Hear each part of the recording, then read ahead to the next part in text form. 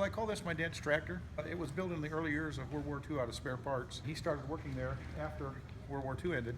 Worked there for Caterpillar for 30 years and drove that more than anybody else. It's a diesel tractor, but if you notice the spark plug, it has what's called a pony motor. They would start that up and heat the engine up. There's levers on the other side that they would throw to engage, and that would start the diesel engine.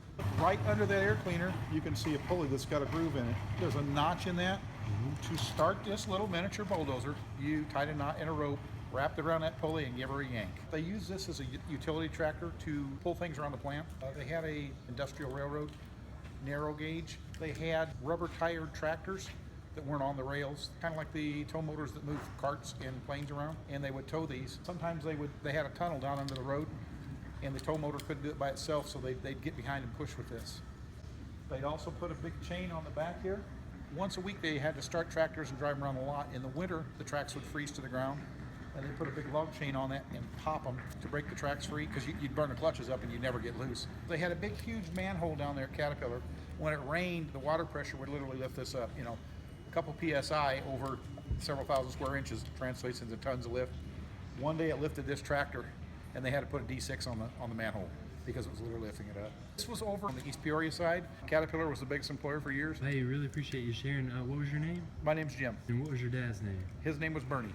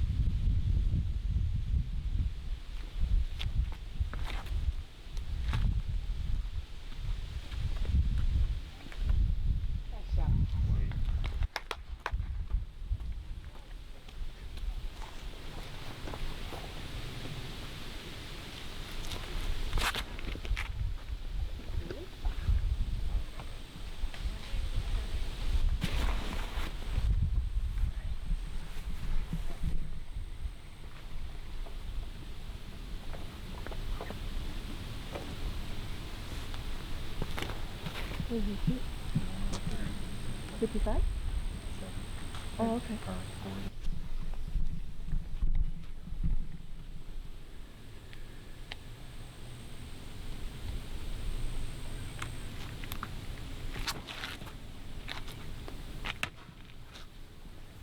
I gotta go in there.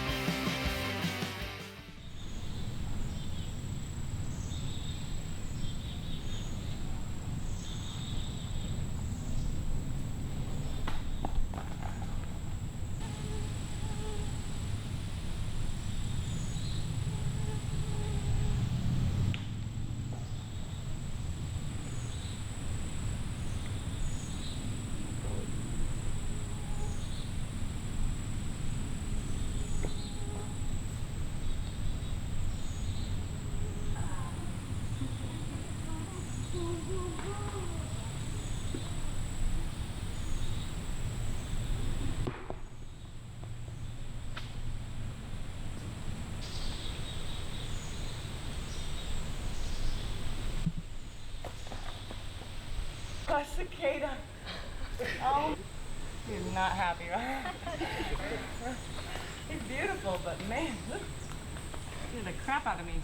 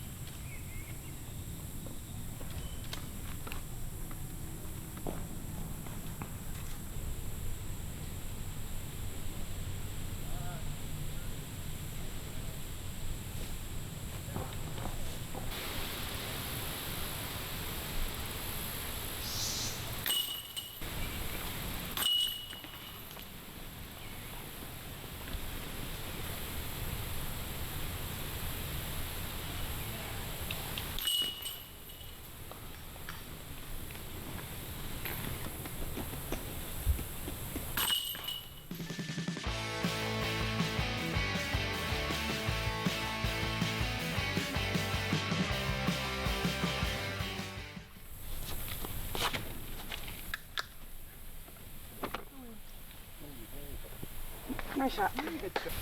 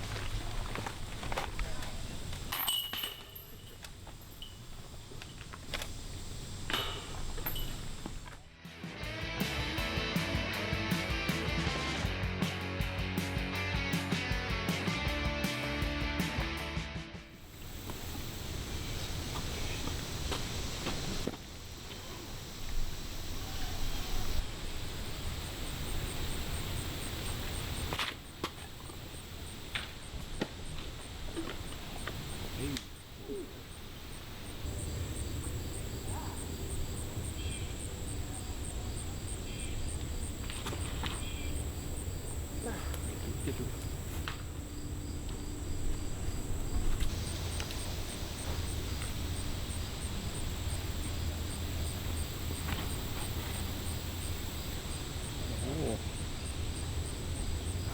Ooh. Got these in text full. I'm that.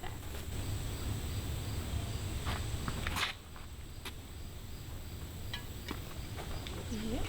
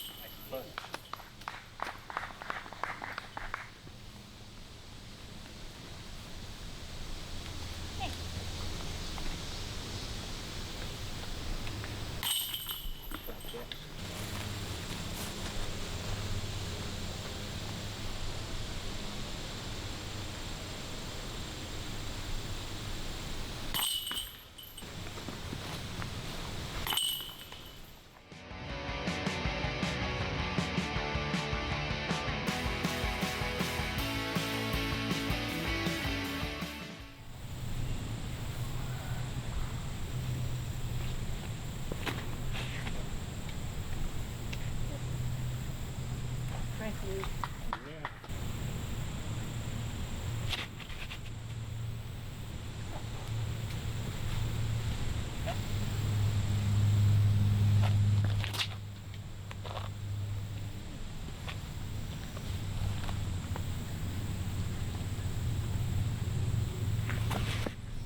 oh, get lucky.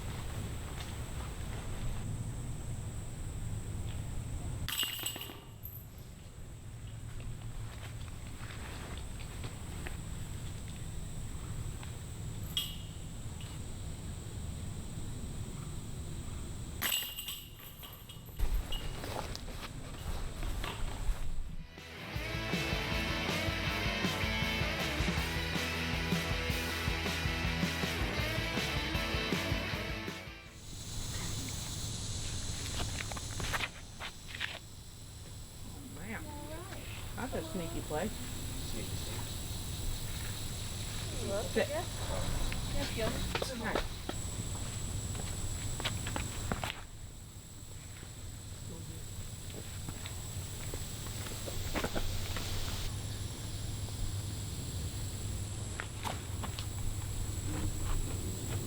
Come on, sit. Sit.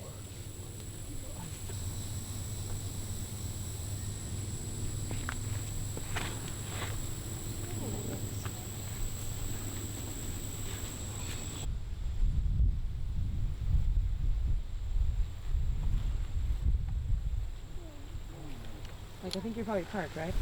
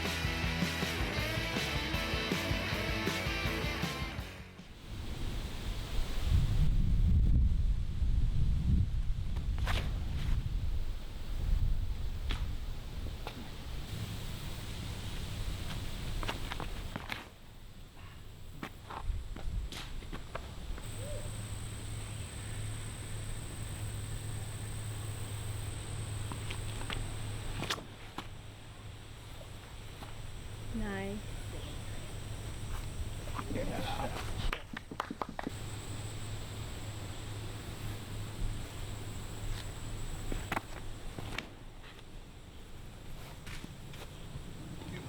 That'll. Yay.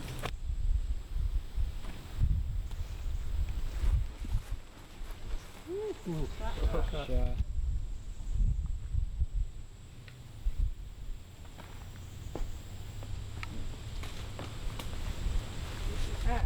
Nice.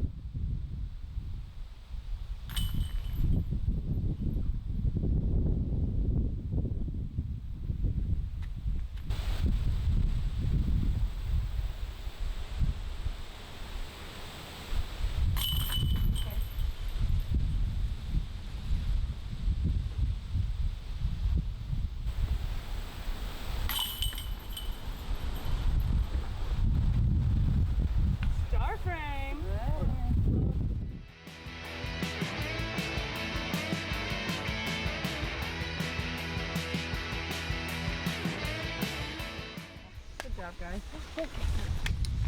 Quick. Clean.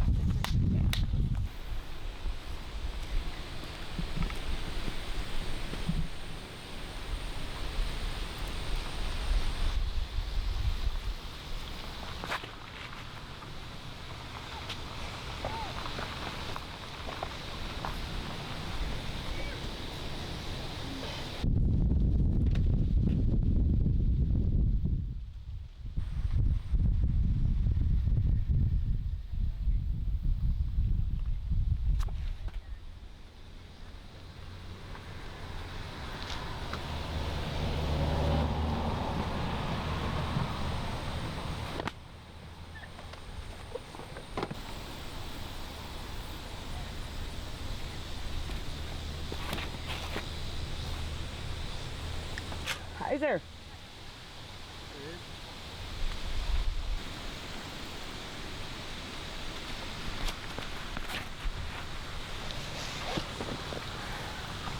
Nice. Nice shot.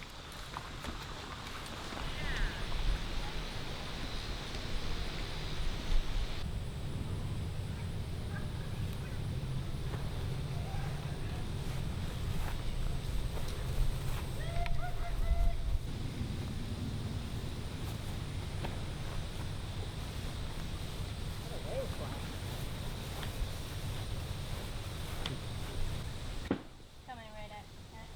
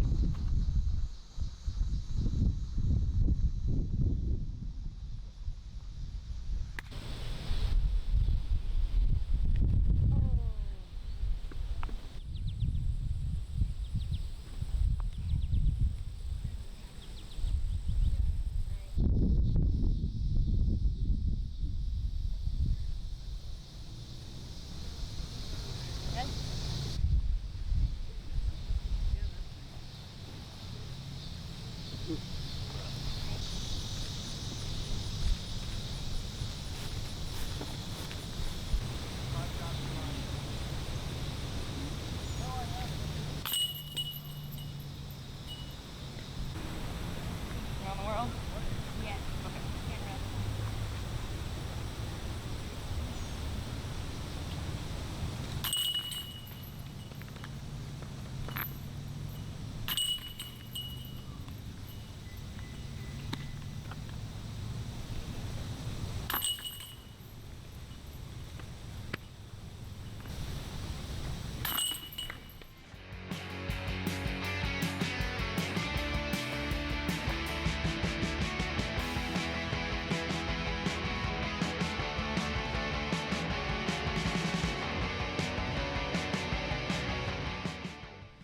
Pretty good.